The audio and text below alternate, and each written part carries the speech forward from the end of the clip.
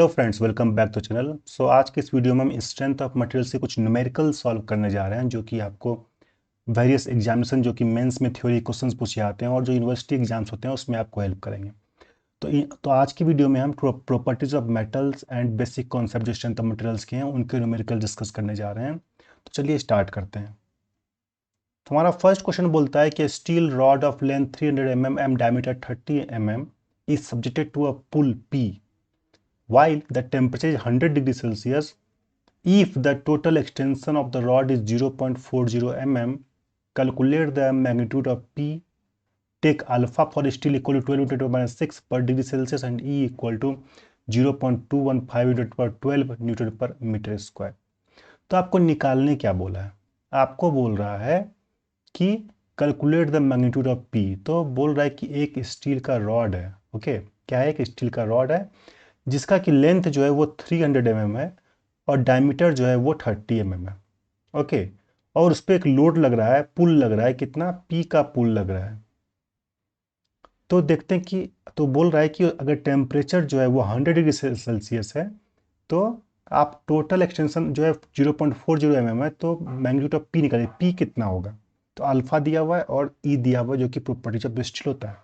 तो सबसे पहले हम देखते हैं कि what are the data that are given in this question.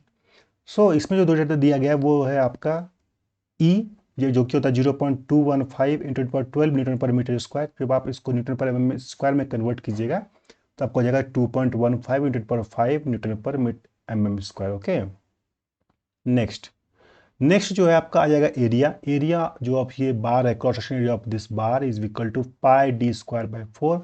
D आपका दिया हुआ है 30 mm, so pi into 30 square by 4 that will be equal to 706.8583 mm square. फिर आपको लेंथ दिया हुआ है 300 mm, फिर आपको दिया हुआ है पुल जो P आपको निकालना है, और टोटल एक्सपेंशन दिया हुआ है आपका 0.40 mm। ये टोटल एक्सपेंशन है। ओके, जो टोटल एक्सपेंशन है delta L equal to 0.40 mm दिया हुआ है, और अल्फा एस जो आपका स्टील का एक्सपेंशन कोफिशिएंट है वो दिया हुआ है 12 × 10⁻⁶ पर डिग्री सेल्सियस। अब आपको आगे क्या करना है? आपको निकालना है P। ओके, तो नेक्स्ट स्टेप में हम क्या करेंगे, हम देखते हैं कि टेम्परेचर आपको क्या दिया हुआ है? टेम्परेचर आपको दिया हुआ है 100 डिग्री सेल्सियस, राइट। तो आप एक एज्यूमशन लीजिए कि लेट अस कंसीडर कि जो रूम टेम्परेचर है वो 20 डिग्री सेल्सियस। आप कुछ भी ले सकते हो अपने हिसाब से। Okay, since it is a theory paper, so theory question, so you can assume something and you can write it. Okay, so let us assume room temperature is 20 degree Celsius. तो मान लीजिए कि रूम का temperature जो है 20 degree Celsius है, but यहाँ पर आपको जो टेम्परेचर दिया गया है वो आपका 100 डिग्री सेल्सियस। तो जो चेंज इन टेम्परेचर कितना हुआ? चेंज इन टेम्परेचर हो जाएगा आपका 100 - 20 that is equal to 80 degree Celsius, right.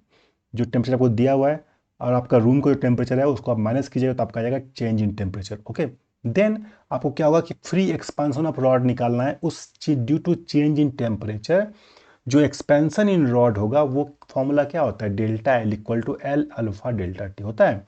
तो एल जो है आपका टोटल जो लेंथ है वो 300 mm है। अल्फा एस स्टील का अल्फा एस जो दिया हुआ है वो है आपका 12 × 10⁻⁶, और डेल्टा टी जो है चेंज इन टेम्परेचर है, तो चेंज इन टेम्परेचर आपका हो गया 80 डिग्री। सो आपका जो फ्री एक्सपांसन ऑफ रॉड है वो आपका 0.288 mm आ गया है। बट आपको क्या दिया है? Total extension of the rod is 0.40 mm। Means total extension कैसे हुआ? टोटल एक्सटेंशन जो ये है ये आपका टोटल एक्सटेंशन होगा due to the temperature, change in the temperature and due to this pull. So जो बोथ के कारण जो total extension of the rod होगा वो आपको दिया गया। तो आपने यहाँ पर जो है फ्री एक्सपांसन ऑफ रॉड निकाल लिया due to change in temperature, तो आपको जो टोटल बचा expansion that will be the expansion due to pull. Okay, so जो टोटल एक्सपेंशन आपको दिया हुआ 0.40 mm, सो जो एक्सपेंशन ड्यू टू पुल है वो आपका हो जाएगा 0.40 माइनस 0.288 mm। सो जो पुल के कारण जो एक्सपेंशन है वो आपका आ गया 0.112 mm। समझ में आ रही है बात है? देखिए, आपको टोटल एक्सटेंशन दिया गया था 0.40 mm, और तो आपको निकालना है कि टेम्परेचर के कारण कितना एक्सटेंड हुआ और पुल के कारण कितना एक्सटेंड हुआ। तो टेम्परेचर के लिए आपने निकाल लिया, अब आपको बचा है पुल के कारण। आपने पुल के कारण यहाँ पर निकाल लिया जो total expansion minus free expansion of rod due to temperature change that is equal to the expansion due to pull that is equal to 0.112 mm आ गया। अब आप इस इक्वेशन को एक्सपेंशन ड्यू टू पुल के कारण आप क्या कीजिएगा? P आपको निकालना है, राइट। सो जानते हैं हम एक्सपेंशन ड्यू टू पुल का फॉर्मूला क्या होता है, PL/AE। सो PL/AE होता है, तो PL/AE आपका निकल कितना 0.112 mm, that is delta L equal to PL/AE आपका फॉर्मूला होता है, राइट।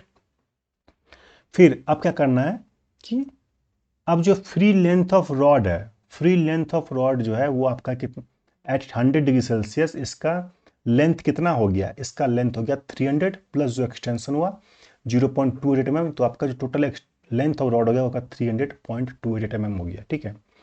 जब आप पी के लिए निकाल रहे हो, आप एक्सपेंशन निकाल रहे हो, तो लेंथ जो होगी वो उसका ऑलरेडी इंक्रीज किया हुआ रहेगा, राइट, क्योंकि जो इसकी ओरिजिनल लेंथ है 300 mm प्लस जो 0.40 mm जो टोटल एक्सपेंशन है, और जो टोटल जो रॉड का जो टेम्परेचर का जो एक्सटेंड हुआ है वो आपका जो लेंथ है वो आपका ऑलरेडी है। Before applying the pull your length will be the 300 plus 0.288, क्योंकि टेम्परेचर तो ऑलरेडी हाई है। सो जो फ्री लेंथ ऑफ रॉड है वो आपका जाएगा 300.288 mm, ठीक है। अब इसके कारण क्या करेंगे हम, change in dia due to temperature क्या होगा, क्योंकि यहाँ पर क्या हुआ, आपका एक्सपेंड तो कर गया, तो आपका ड्यू टू डाया में क्या चेंज होगा, क्योंकि डाया में क्या चेंज क्यों निकाल रहे हैं, डाया चेंज हम इसलिए निकाल रहे हैं क्योंकि हम फिर इसको इस फॉर्मूले में पुट करेंगे एरिया में, okay. Length we already calculated, this new free length of the rod at 100 degrees Celsius. Now we have to calculate the dia to determine the area. Okay, so change in dia due to temperature, that is d alpha delta t. So d आपका 30 mm है, alpha 12 × minus 6 है, और delta t is 80, so that will be equal to 0.0288 mm.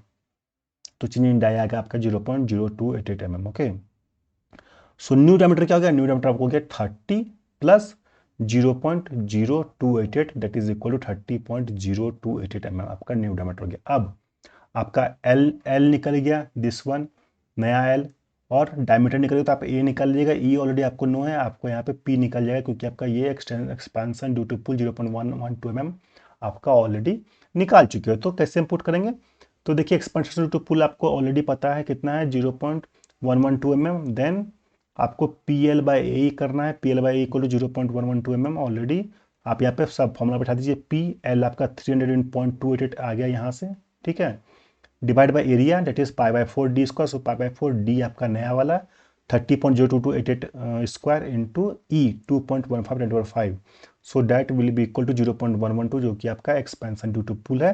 तो यहाँ से उसको solve कीजिएगा तो आपकी जो पी की वैल्यू आएगी वो आपकी आ जाएगी 56791.6 न्यूटन। जब आप 100 किलोमीटर में चेंज करेंगे तो आ जाएगा आपका 56.7916 kilometre. So that will be the answer. समझ में आ रहा है? सो ये आपका ये फर्स्ट क्वेश्चन यहाँ पे सॉल्व हो गया। चलिए अब हम अगले क्वेश्चन पे चलते हैं।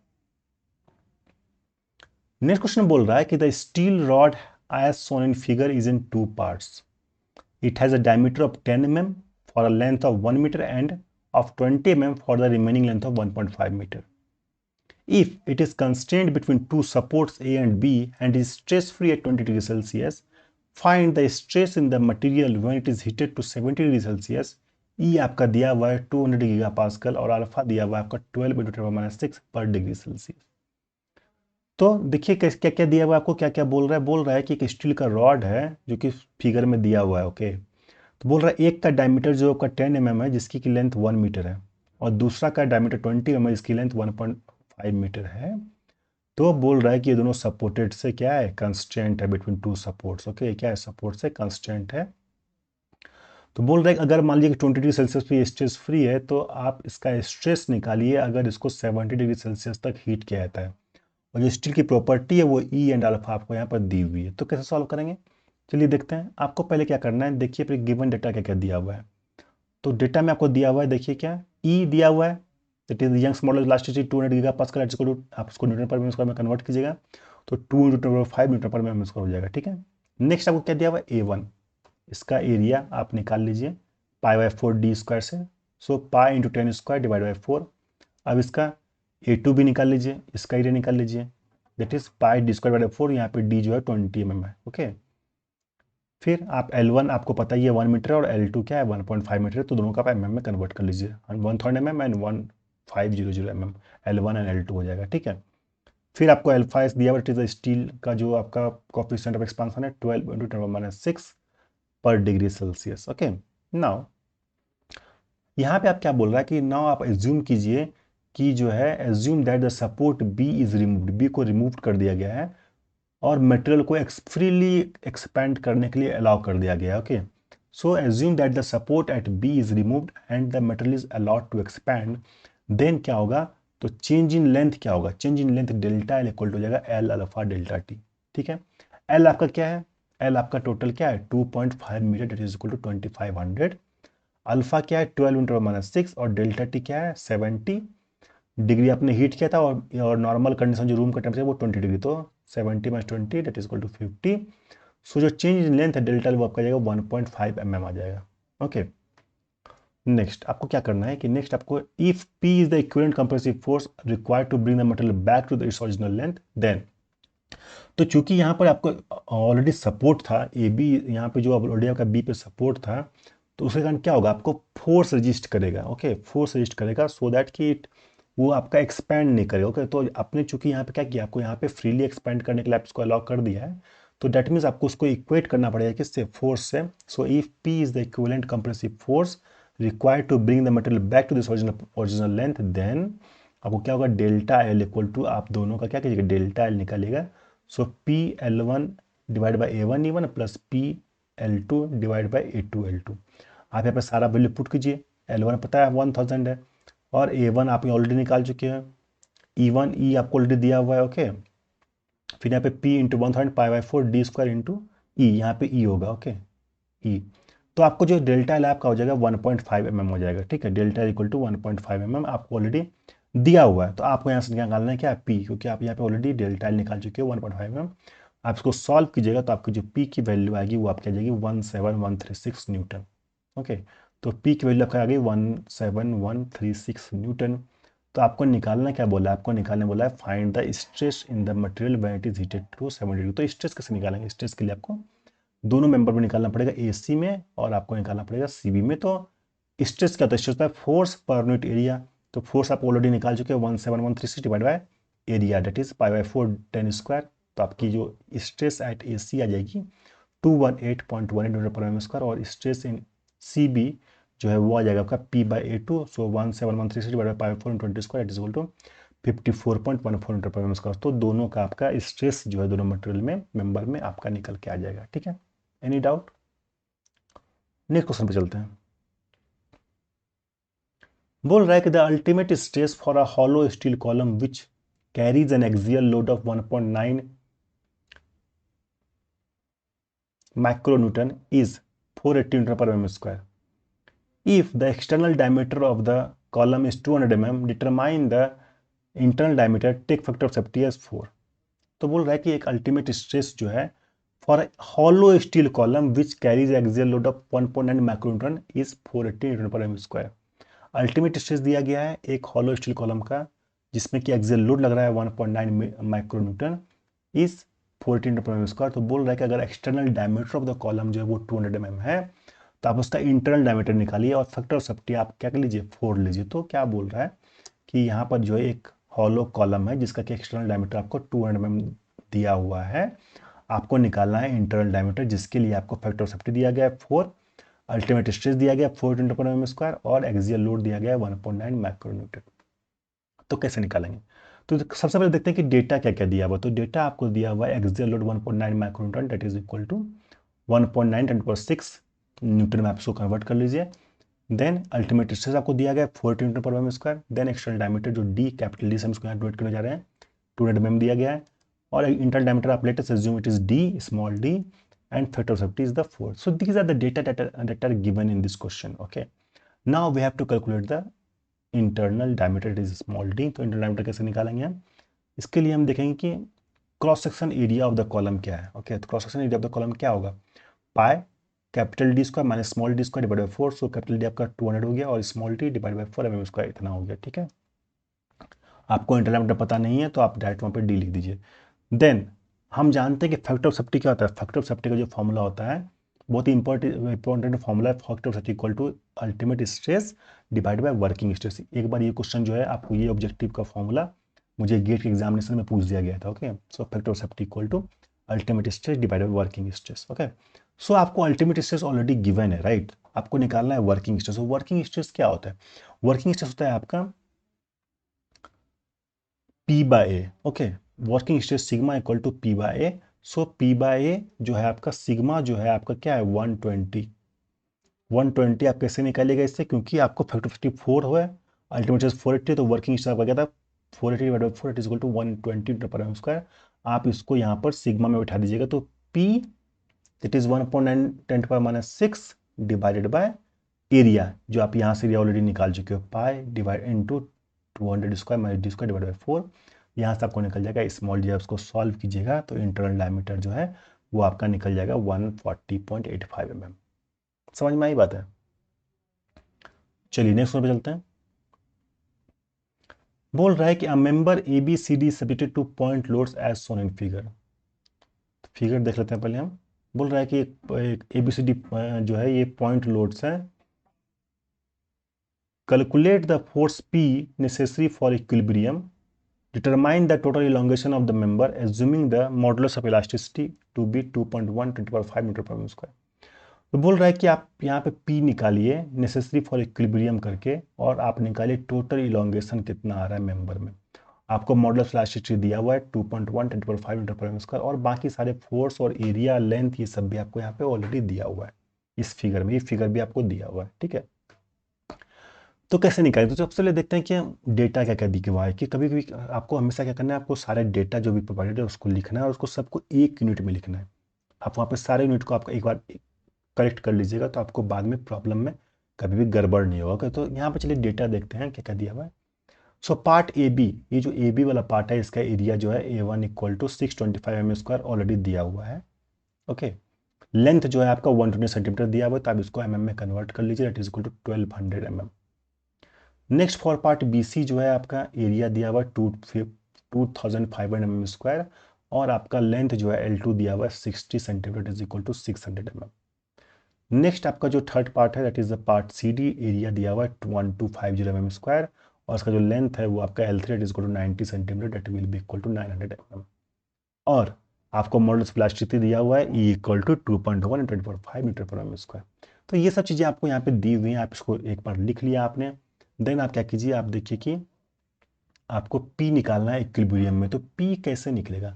तो P आपको कैसे निकलेगा, क्योंकि आपको क्या करना है, जो आपको राइट हैंड साइड का लोड है उसको इक्वेट कर दीजिए लेफ्ट हैंड साइड के लोड से। सो P प्लस 130 दोनों क्या है, राइट हैंड साइड का लोड है, तो P plus 130 plus left hand side का क्या लोड है 450 प्लस 45, तो यहाँ से P फॉर इक्विलिब्रियम निकल जाएगा 320 किलोमीटर, ओके। नाउ आपको क्या करना है कि इस मेंबर को अब डिस्ट्रीब्यूट करना है। इस मेंबर को क्या करना है, आपको डिस्ट्रीब्यूट करना है। तो लोड को डिस्ट्रीब्यूट करना है, तो ये जो आपका फर्स्ट मेंबर है ए बी, तो अगर आपका 45 किलोमीटर इस साइड लग रहा है, तो आपको इक्वल फोर्स क्या होगा इस अपोजिट पार्ट साइड में लगेगा, ठीक है। क्योंकि मेंबर को आपको इक्विलिब्रियम में रखना है, तो चूंकि यहाँ पे 45 ऑलरेडी दिया हुआ है, तो इसके अपोजिट आपको यहाँ पर भी टेंसाइल फोर्स जो है आपका 45 किलोन्यूटन ही लगेगा। सो मेंबर वन में 45 किलोन्यूटन आपको टेंसाइल फोर्स लग रहा है। सेकंड मेंबर में क्या हो रहा है देखिए, अब यहाँ पर आपको P की वैल्यू क्या आई थी, P की वैल्यू आपके 320 किलोमीटर आई थी, राइट। और यहाँ पे 450 किलोमीटर इधर से लग रहा है, तो आप यहाँ पे क्या होगा 320 इधर से लग रहा है, तो अगर आपका 320 इधर से लग रहा है तो इधर से आपका 320 ही लगेगा, क्योंकि आपको मेंबर को इक्विलिब्रियम में रखना है, ठीक है।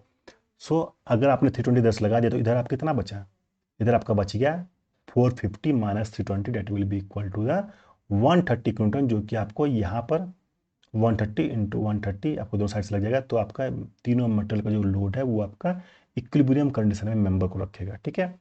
अब आपको क्या करना है कि आपको सारा फोर्स पता है, आपको निकालना है total elongation of the member. So आपको तीनों मेंबर का इलोंगेशन निकाल लीजिएगा अलग अलग करके, that is delta L equal to PL by A. तीनों को ऐड कर दीजिएगा, तो आपको जो total elongation of the member आपको ऑलरेडी निकल जाएगा। चलिए निकालते हैं। So for part A B जो टोटल इलोंगेशन है that is delta L1 equal to P1 L1 divide by A1 और E। सो आपका जो होगा वो क्या होगा, आपका P1 that is equal to 45 kilometre, so 45,000 into L1, L क्या आपका 120 सेंटीमीटर, तो 1200 divide by A1 625 into 2.1 10 to the 5 that is E। So आपका क्या 0.4114 mm। ऐसे ही आप सेकंड पार्ट का भी निकाल लीजिए for part B C, decrease in length. Decrease in length यहाँ पे क्यों हुआ, क्योंकि यहाँ पे कंप्रेसिव फोर्स लग रहा है, राइट। सो कंप्रेसिव फोर्स लग रहा है, तो आप इसको डिक्रीज इन लेंथ होगा, क्योंकि इसमें लेंथ का डिक्रीमेंट होगा। टेंसाइल फोर्स में लेंथ इंक्रीज होगा, बट कंप्रेसिव फोर्स में क्या होगा, लेंथ आपका डिक्रीज होगा। तो इसलिए आपको, चूंकि यहाँ पे कंप्रेसिव फोर्स लग रहा है, सो आपको यहाँ पे डिक्रीज इन लेंथ होगा, it is delta L2 equal to P2 L2 divide by A2E। So जो डेल्टा L2 होगा वो आपका हो जाएगा 320 metre into 10^3 into 600, that is the length, and 2500 area into E 2.1 10^5, it is 0.3657 mm। Then आपका जो है यहाँ पर टेंसाइल फोर्स लग रहा है, तो यहाँ पे क्या होगा आपका थर्ड पार्ट में, फॉर पार्ट CD आपको यहाँ पर इंक्रीज इन लेंथ होगा, delta L3 equal to P3 L3 divide by A3E। तो आप फॉर्मूला बैठाए तो 13000 into 900 divide by 1250 into 2.1 10^5, that is equal to 0.4457 mm। So आपको तीनों का आपको एक्सपेंशन और डिक्रीज इन लेंथ कॉन्ट्रैक्शन मिल गया। आप उसको क्या कीजिएगा, ऐड कर दीजिएगा, तो जो total change in member length होगा दैट इज इक्वल टू 0.4114। चूंकि यहाँ पे डिक्रीमेंट हुआ है सेकंड पार्ट में, तो ये माइनस हो जाएगा, माइनस 0.3657 प्लस 0.4457। सो आपको टोटल जो है आपका पॉजिटिव वैल्यू सिंस आ रहा है 0.4914 mm। So it means positive value आ रहा है, मीन्स ये एक्सटेंशन हो रहा है आपका, कॉन्ट्रैक्शन नहीं हो रहा है।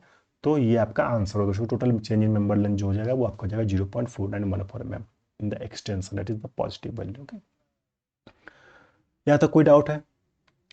नेक्स्ट क्वेश्चन पे चलते हैं। बोल रहा है कि a bar 40 mm in diameter is subjected to a tensile force of 40,000 kg। तो बोल रहा है एक बार है जिसका कि डायमीटर 40 mm है और फिर टेंसाइल फोर्स लग रहा है 40,000 kg। But the extension of bar measured over a gauge length of 200 mm was 0.318 mm। तो जो लेंथ ऑफ द बार है वो आपको 200 mm दिया गया है, और जो एक्सटेंशन हो रहा है उसमें वो दिया गया है 0.318 mm। बोला that decrease in diameter was found to be 0.02 mm। तो अगर बार का एक्सटेंशन होगा तो उसकी जो डायमीटर होगा वो आपका डिक्रीज होगा, राइट। तो वो दिया गया कि जो डिक्रीज इन डायमीटर है वो आपको 0.02 mm है। तो निकालिए क्या, calculate the values of Young's modulus of elasticity and modulus of rigidity of the material. तो आपको ई का वैल्यू निकालना है और मॉडुलस रिजिडिटी जी का वैल्यू होता है वो आपको निकालना है। तो देखते हैं कि जो डायग्राम है वो क्या है।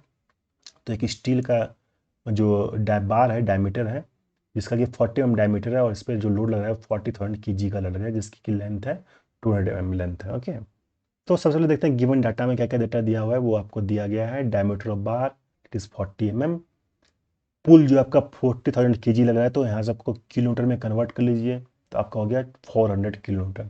आपको न्यूटन में भी कन्वर्ट कर सकते हैं, तो आपका हो जाएगा 4000 न्यूटन। ओके, क्योंकि 1 kg में क्या होता है, 10 न्यूटन होता है, राइट। नेक्स्ट आपका गेज लेंथ, जो आपका लेंथ है वो 200 mm ऑलरेडी है यहाँ पर, और आप एक्सटेंशन डेल्टा एल आपको ऑलरेडी दिया हुआ है, इट इज द 0.318 mm आपको दिया गया है due to pull, and decrease in diameter जो है वो आपका दिया गया delta D equal to 0.02 mm दिया गया है, ठीक है।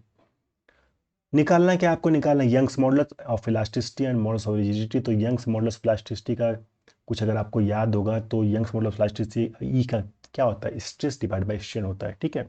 E equal to stress divide by strain. तो स्ट्रेस आपको निकालना है, स्ट्रेन निकालना है, कैसे निकालेंगे। स्ट्रेस आपका क्या होता है, पी बाय ए होता है। पी आपका 400 किलोन्यूटन था, तो 400 पर क्यू आपको न्यूटन में कन्वर्ट कर लीजिए, डिवाइड बाय इसका एरिया निकाल लीजिए, that is pi by 4 D square. So pi by 4 D, इसको जो है 0.04 mm जो है आपको क्या हो गया, इसको मीटर में कन्वर्ट कर लीजिए, 0.04 का होल स्क्वायर हो जाएगा, क्योंकि 40 mm है तो इसको मीटर में कन्वर्ट कीजिएगा तो 0.04 स्क्वायर हो जाएगा divide by 4, that is equal to आपको जो आंसर है स्ट्रेस की वैल्यू आ जाएगी 318.319 इंटू 10^6 न्यूटन पर मीटर स्क्वायर में आ गया, ठीक है। अब आपको निकालना है स्ट्रेन। तो स्ट्रेन कैसे निकालना है, स्ट्रेन क्या होता है, delta L by L means change in length divide by total length. So change in length कितना है आपका 0.318 mm ऑलरेडी दिया हुआ है, और टोटल लेंथ क्या आपका 200 mm है। तो जो आपका स्ट्रेन आ गया वो आपका 1.59 10^-3 आ गया, जिसका कि कोई यूनिट नहीं होता है, क्योंकि आप जानते हो स्ट्रेन क्या होता है, आपका यूनिटलेस वैल्यू होती है, ठीक है। अब आपको उसको बैठा दीजिए कहाँ पे, यंग्स मॉडुलस ऑफ इलास्टिसिटी वाले क्वेश्चन में, ई इक्वल टू हो जाएगा आपका सिग्मा बाय एप्सिलॉन। तो सिग्मा आप ऑलरेडी निकाल चुके 318.319 10^6 न्यूटन पर मीटर स्क्वायर डिवाइड बाय 1.59 10^-3, तो आपका आ गया 200.2 10^9 न्यूटन पर मीटर स्क्वायर। इसको आप न्यूटन पर mm स्क्वायर में कन्वर्ट कर सकते हो, that is equal to 2.2 into 10^5 metre per mm square हो जाएगा, ठीक है। इसको आप 10^6 से डिवाइड करोगे तो आपका 2 into 10^5 newton per mm square में कन्वर्ट हो जाएगा। अब आपका जो है आपका model Young's modulus of elasticity already निकल चुका है, आपको निकालना है modulus of rigidity of the material. तो modulus of rigidity of the material कैसे निकालेंगे, आपको क्या करना है, आप जानते हो फॉर्मूला एक आपको इधर से पता होगा, modulus of rigidity G equal to क्या होता है, ई डिवाइड बाय 2 × 1 + न्यू। और आपने ऐसे भी पढ़ा होगा ई इक्वल टू 2g × 1 + न्यू, आपने ये भी पढ़ा होगा। तो जब आप उसको डिवाइड कीजिएगा तो modulus of rigidity G equal to E divide by 2 × 1 + nu हो जाएगा, ठीक है। तो पॉइजन्स रेशियो, यहाँ पे न्यू क्या है आपका पॉइजन्स रेशियो, तो पॉइजन्स रेशियो क्या होता है, ये होता है आपका lateral strain divide by longitudinal strain. So lateral longitudinal strain you already calculate from this formula, this is the longitudinal strain. Lateral strain निकालने के लिए आपको क्या करना है, लेटरल स्ट्रेन निकालने आपको डिक्रीज इन डायमीटर ऑलरेडी दिया हुआ है, ओके। सो लेटरल स्ट्रेन क्या हो जाएगा आपका delta E divide bye D, total D, okay 40। सो आपको पॉइजन्स रेशियो जो है लेटरल स्ट्रेन आपका डेल्टा डी बाई डी और longitudinal strain that is epsilon. So delta D क्या होगा 0.02 आपको ऑलरेडी दिया हुआ है, और डी जो है 40 में है, डिवाइड बाय एप्सिलॉन कर दीजिए, जो आप यहाँ से ऑलरेडी निकाल चुके हो 1.59 × 10⁻³ दैट इज इक्वल टू 0.315 आपका आ गया पॉइजन्स रेशियो। अब आप इस पॉइजन्स रेशियो को वहाँ पे बैठा दीजिए, आपको ई ऑलरेडी पता है, आप ऑलरेडी ई निकाल चुके हैं यहाँ पे 2 × 10⁻⁵ और पॉइजन्स रेशियो आप ऑलरेडी यहाँ पे निकाल चुके हैं, तो आपकी मॉडुलस ऑफ रिजिडिटी आ जाएगी that is G equal to 2 × 5 divided by 2 into 1 plus 0.315, so that is equal to g equal to 0.7, sorry 7.6 into 10 power 4 to 10 power m square. So this will be your answer. Okay, any doubt यहाँ तक? So thank you very much guys for watching this video. इसके आगे question हम next video में करेंगे. Thank you.